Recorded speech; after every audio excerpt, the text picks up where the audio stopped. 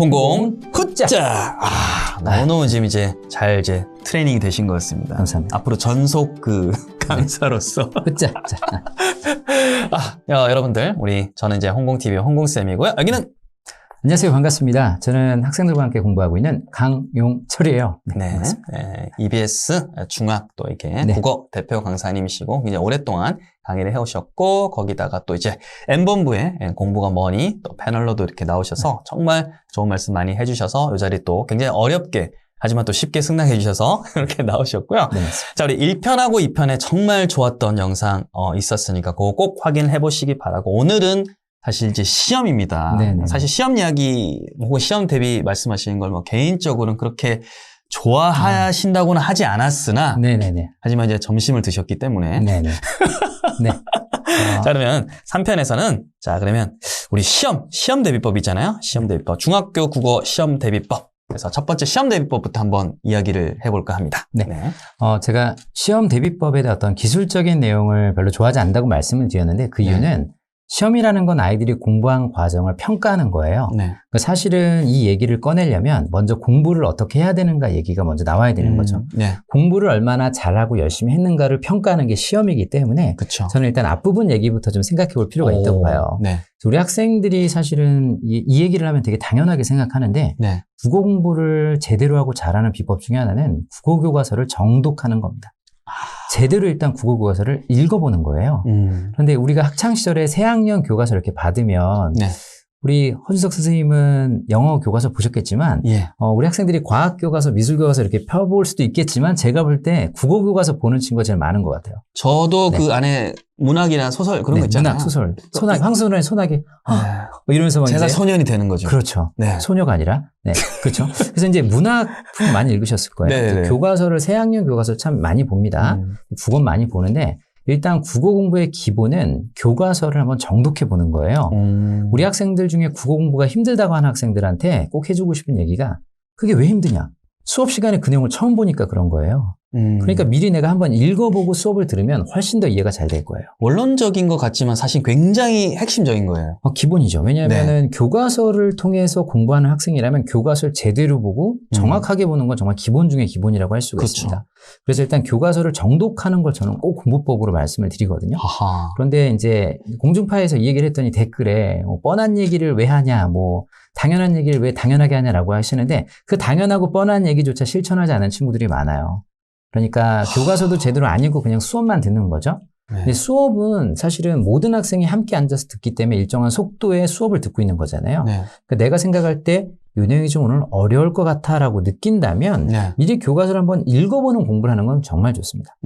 그리고 또 하나는 교과서를 읽다가 분명히 어려운 부분들이 있어요. 특히 아까 강조한 문법 부분 그리고 또 논설문 같이 어떤 설명문 같이 비문학 쪽 영역들을 특히 힘들어합니다. 그래서 이 강의를 듣는 학부모님들과 우리 학생들 기억하실 건 일단 교과서 다 읽지 않더라도 일단 문학은 좋아해서 읽으실 건데 문법, 그 다음에 비문학 요소는 한 번 정도 읽어보시면 설명문, 논설문 같은 거 읽어보시면 수업 때 상당히 이해가 잘 되는 편이에요. 그리고 또 하나 조금 더 시간이 남는다면 그 내용에 나오는 어휘들을 미리 한번 뜻을 알아놓으면 굉장히 좋은 이유가 베스트겠네요. 그렇죠. 선생님이 수업 중에 이렇게 설명하실 때 이 정도 어휘는 알겠다고 설명하시면서 하는 경우가 있죠. 근데 학생은 그걸 몰라요. 그럼 그 어휘가 뭐지 하다가 다음 내용이 안 들어오는 거예요. 놓치게 되겠네요. 그래서 교과서를 제대로 읽는 공부야말로 정말 중요한 공부다라는 말씀을 드리고 싶고요. 자, 이제 국어 시험 공부, 시험 대비법이라고 하셨는데 제가 출연한 첫 번째 강의 보면 제가 이런 말씀을 드립니다. 수행평가 비중이 높다. 그리고 서술형 비중이 높다라고 이야기를 했어요. 서술형에 대한 말씀을 드렸는데 일단 교과서를 공부할 때 중요한 단서가 뭐냐면 국어 교과서는 친절하게 양쪽에 날개 문제, 읽기 중 문제와 어휘풀이가 일부 되어 있습니다. 그 부분을 읽어보는 것도 중요하고요. 특히 국어 교과서를 잡으면 선생님이 수업 중에 강조하시는 내용들이 있어요. 예를 들어 문학의 경우는 글의 주제를 표현하는 부분이라든가 어떤 성취 기준이나 학습 목표가 담겨있는 부분이 나오거든요. 그런 부분의 필기를 꼼꼼하게 받아야 합니다. 결국 그 부분이 문제로 나오죠. 아하. 우리 학생들은 시험 문제를 보지만 더 공부를 잘하고 똑똑하게 하는 학생은 출제자의 의도를 생각하거든요. 그러니까 이 단어는 사회문화적 배경을 파악하는 단어이면 분명히 이 글 속에 사회문화적인 단서를 보여주는 게 문제로 나오겠네. 이런 걸 알 수가 있는 거죠. 그렇기 때문에 시험 공부를 할 때에도 출제자의 의도 또는 단원의 중요한 점을 생각하면서 공부를 해야 돼요. 사실 이 생각하면서 공부하는 게 되게 중요한 게 네. 많은 친구들이 이렇게 능동적으로 이렇게 하지 못하고 네네. 그냥 좀 적당히 이렇게 어떻게 보면 열심히 네네. 한 다음에 안 열심히 했다는 건 아니에요. 네. 그런 다음에 문제를 많이 풀다 보면 그렇죠. 익혀지겠지라고 생각하는데 그런 어떤 양치기보다는 이제 방향성이 더 중요하다는 거잖아요. 그렇죠. 그 과목의 성격들이 좀 있어요. 예를 네. 들어 수학 같은 경우 공식이나 원리를 정확하게 알고 많은 문제를 푸는 게 좋을 수도 있죠. 그러면 다양한 양상의 상황들을 풀어내니까. 네. 근데 국어는 일단 단순한 공식이나 어떤 단순한 원리 이상으로 굉장히 긴 글들이 등장한다는 거예요. 그러니까 일단 그 글들을 읽으면서 중요한 요소를 확인하는 게 되게 중요합니다. 그래서 적자 성장이라는 게 국어 공부의 원칙이에요. 적는 자가 성장한다. 누가 네. 적자가 네. 뭔가 싶었어요. 네. 뭐 적자 생존이라는 말도 유명하잖아요. 적는 자가 살아납니다. 네. 그것처럼 국어 시간에는 선생님께서 강조하시고 중요하다고 하는 부분 표시를 잘 해놓으면 좋습니다. 그리고 그 부분이 결국 시험 문제로도 나오는 것이죠. 네. 그리고 아까도 강조했던 게 뭐냐면 제가 읽기 중 문제 강조했죠. 네. 또 학습 활동 문제는 거의 서술형으로 나오는 단골 영역이라고 할 수가 있어요. 네. 네. 그렇기 때문에 제가 이런 말씀 드렸죠. 문제만 보고 가리고 답을 써보고 비교해보라. 이런 공부법이 굉장히 효과적이고요. 네. 또 하나는 요즘 국어 시간에는 보조 유인물이 참 많이 나옵니다. 네. 즉 교과서 내용을 도와주는 보조 유인물이 상당히 많이 배부가 되거든요. 네. 유인물도 굉장히 중요한 영역이에요. 그러니까 그런 부분도 꼼꼼하게 봐두는 것도 굉장히 중요한 공부법이라고 할 수가 있겠죠. 어떻게 보면 이제 밖에 문제집 푸고 이런 거 중요할 수도 있지만 제일 네네. 코어가 되는 이제 교과서 정독부터 시작을 해서 네. 학교에서 나누는 유인물까지 그렇죠. 그런 것들을 사실은 철저히 점검하고 네. 미리 또 이렇게 읽어놓고 가면 네. 수업 시간에 이제 따라가기도 좀 낫고 네. 아니면 내가 정확하게 모르는 부분이 어딘지 알게 되니까 네네네. 아니면 질문을 할 때 등등 네. 훨씬 좀 유리하겠네 아무래도. 네, 아주 요약하게 달인이신데 네. 그러니까 세 가지를 기억하실 건 네. 교과서를 정확하게 교과서. 그다음 두 번째 필기죠. 필기. 네. 그다음 세 번째 유인물 같은 보조 자료. 네, 보조 자료. 이런 것들을 보면 지필평가를 대비하는 굉장히 좋은 그 과정을 경험할 수가 있고요. 네. 또 많이 질문하시는 게 문제집 질문을 많이 하세요. 네. 그런데 중학교 국어 교과서는 종류가 10종류 가까이 되기 때문에 내 아이가 보는 그 교과서의 출판사의 문제집을 풀어보는 것 정도는 출판사 평가 문제집. 네. 그렇죠. 괜찮겠죠. 왜냐하면 네. 그 교과서에서 중학교는 거의 교과서 안에서 출제가 되니까요. 네. 그래서 그 정도의 연습만 해보면 제가 볼 때는 어느 정도 시험에서도 좋은 성적을 얻지 않을까라고 생각합니다. 정말 기본기어부 기본기를 탄탄하게 할 수 있는 방법을 이렇게 말씀해 주셨으니까 사실은 선생님이 말씀해 주신 것까지 이렇게 커버를 하고 네. 그 다음에 어떤 문제집을 푸느냐 네네. 그런 거가 중요한 거지. 제가 볼 때는 뭐 또 댓글로 문제집 그래서 뭐가 좋습니까? 네네네. 뭐 자녀분은 어떤 거 씁니까? 라는 질문이 네, 그 문제집에 대한 것을 보시면 저는 그 공중파 나가서 또 책을 한 번도 소개한 적이 없는데 진짜 그랬었어요. 네, 그 이유 중에 하나는 그 아이마다 맞는 문제집 따로 있는 거예요. 그러니까 누가 좋다고 해서 반드시 내 아이한테 그게 통한다는 보장은 없는 거죠. 저랑 생각이 똑같네요. 네, 그렇기 때문에 어떤 책을 소개하기보다는 일단 기본적으로는 내 아이가 다니는 학교의 그 국어 시간에 보는 출판사의 문제집은 제재가 똑같기 때문에 연습을 하기 좋은 거예요. 근데 EBS 강의를 보면 제가 강의하는 EBS TV 강의는 네. 그 10개 교과서를 통합한 강의를 합니다. 통합한 강의라는 거죠. 그러니까 학생들 입장에서는 학교 시험을 대비한다면 우리 학교 출판사 관련된 강의를 듣고 싶은 건 당연해요. 네. 근데 EBS가 지향하는 건 뭐냐면 결국 다른 교과서를 배웠던 애들이 고등학교 가면 또 각자 만나겠죠. 네. 그러니까 목표는 같은데 다양한 어떤 제재들이나 다양한 요소들이 조금씩 차이가 있는 거잖아요. 그래서 통합형 강의를 보는 학생들도 저는 꽤 좋다고 생각합니다. 코어는 어쨌든 잡아야 되는 거니까요. 그렇죠. 기본 뼈대는 갖고 다양한 걸 경험한다면 그래도 EBS 강의는 굉장히 도움이 될 수 있죠. 네, 좋습니다. 자, 그럼 이렇게 해가지고 첫 번째 시험 대비법 이렇게 말씀해 주셨고요. 뭐 상당히 좀 겹치는 부분은 이제 1편에 말씀하셨던 영상을 다시 한번 또 참고하시면 좋을 것 같고 두 번째 수행 대비입니다. 수행 평가 관련해서도 또 한 말씀 부탁드립니다. 네, 수행평가 관련해서 말씀을 드릴 건데요. 그리고 방금 시험 공부법 설명할 때 눈빛이 되게 번쩍번쩍 하셨는데요. 네네. 또 우리 학생들이 잘 놓치는 게 하나 있어서 하나 더 살짝 말씀드리면 너무 좋습니다. 네, 학교 기출문제가 있어요. 학교 홈페이지에 기출문제를 탑재하게 돼 있습니다.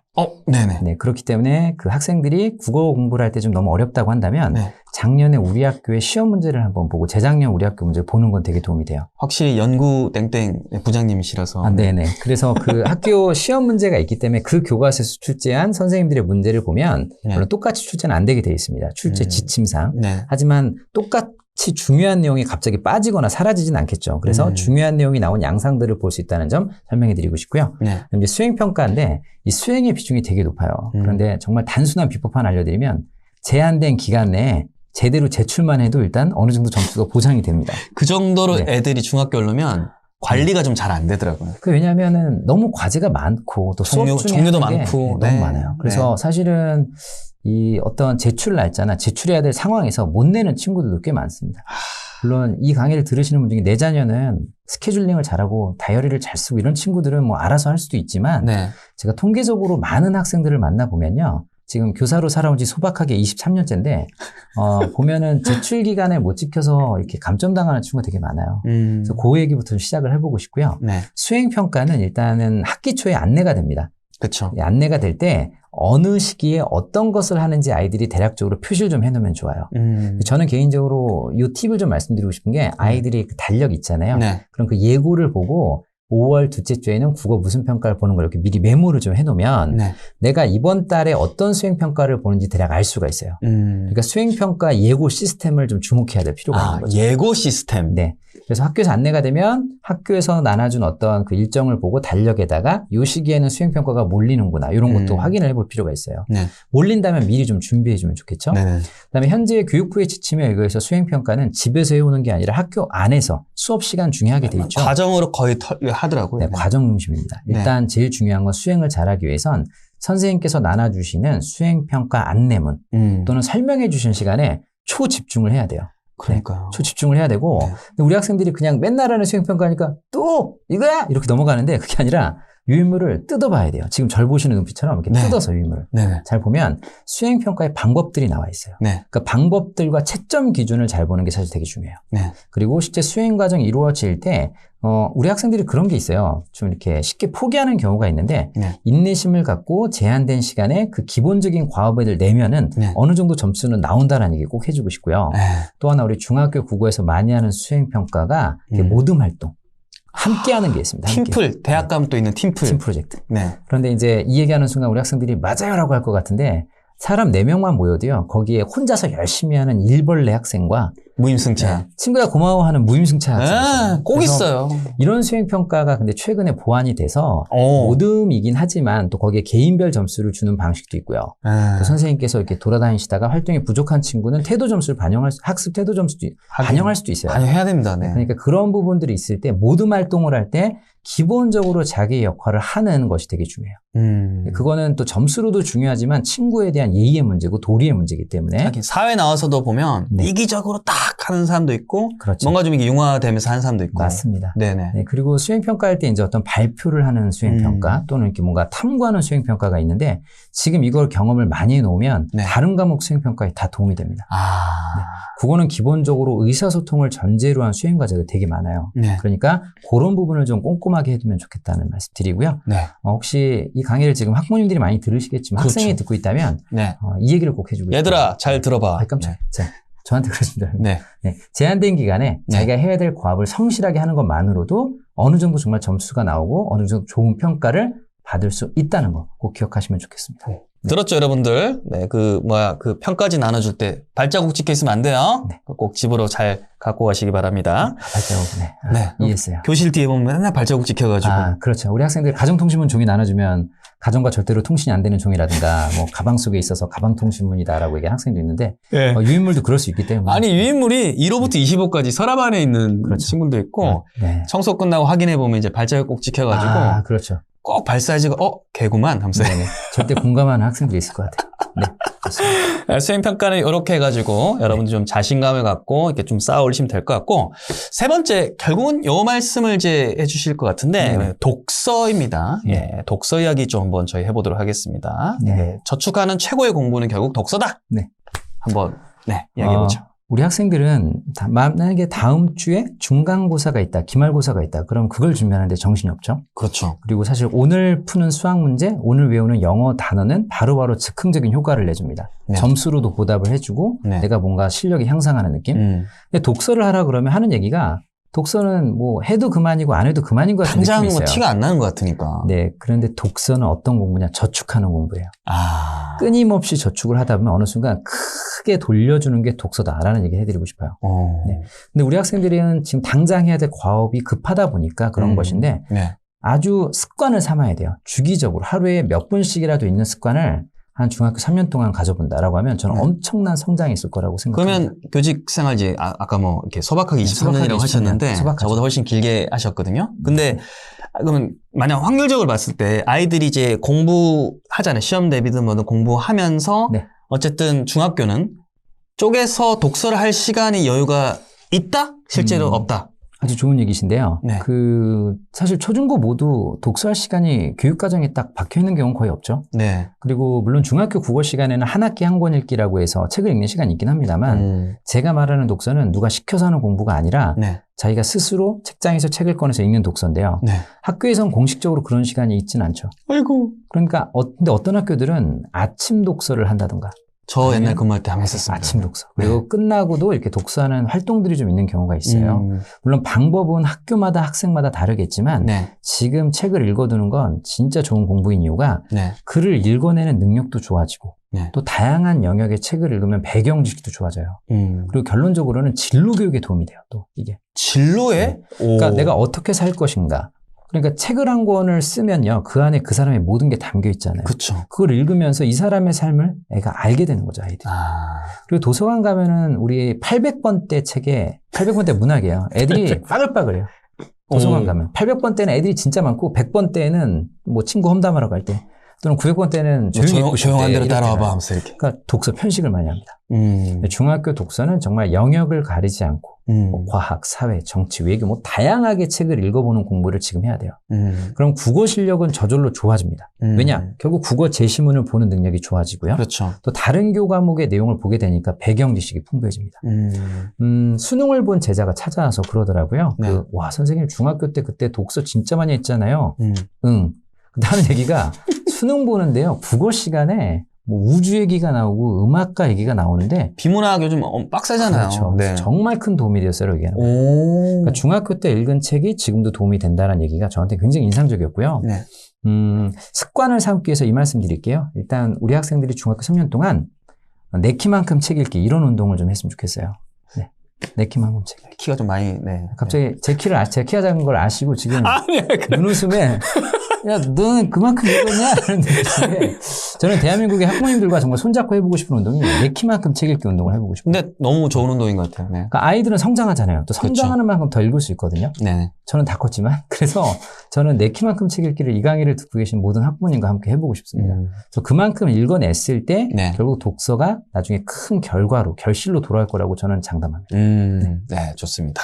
그래서 이게 독서 이야기, 아까 우리 친구들 혹시 만약 있다고 하면 결국 독서가 굉장히 장기적으로 봤을 때는 큰 이제 이득이 된다. 네. 좀 큰 그림을 좀 그리면서 이렇게 공부를 했으면 좋겠고 드라마 제가 이태원 클래스 옛날에 봤는데 네네. 거기 보면 이런 게 나오더라고요. 네. 내 계획은 10년짜리야. 이런 게 떠오르더라고요. 아, 그거 안 봐서. 네, 어쨌든 네, 공감해 비슷했어요. 주시고. 아, 비슷하다.